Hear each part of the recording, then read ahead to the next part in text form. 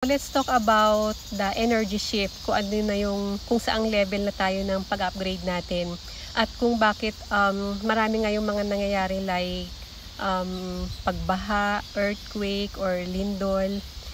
Maraming mga psychic na nagkakaroon ng mga ganitong vision na which is once they publish sa public, once they announce this kind of news. So, nagkakaroon ito ng fear sa collective consciousness.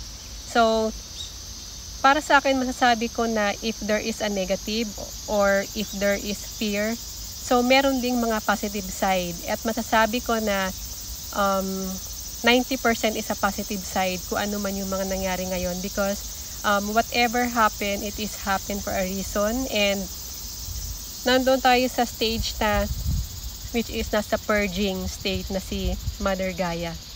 So, ibig sabihin, nagre-release ito ng mga negative energy. Kung ano man yung mga na-stuck na mga negative energy because of the manipulation of the inorganic frequency na which is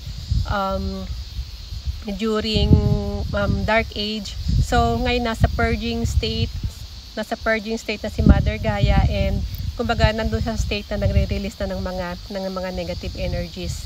So, parang sa atin din, kumbaga, hindi din natin mag-let go sa mga negativity, hindi din natin mag-let go doon sa mga bagay na hindi natin makontrol in order to receive another higher frequency or in order to receive this higher light, this divine light. So, para sa akin, yung mga nangyaring mga earthquake or volcanic eruption is part ng purging, and this time nandito na tayo sa level ng alchemy state na which is last time shinare ko din kung bakit yung inner core natin. So yung inner core natin na which is dito nanggagaling yung malakas na electromagnetic field sa inner core. So that inner core is made of iron, nickel and cobalt, and also ito rin yung place na which is it looks like a molten lava. Kumbaga para siyang, sabi nga nila dati na yung inner core natin na punong-puno ng apoy, so dito daw yung impyerno kasi nga ito nga yung molten lava dito sa inner core ng planet natin.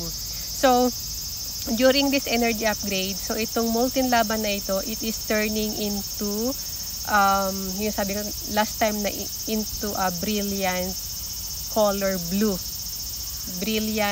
color.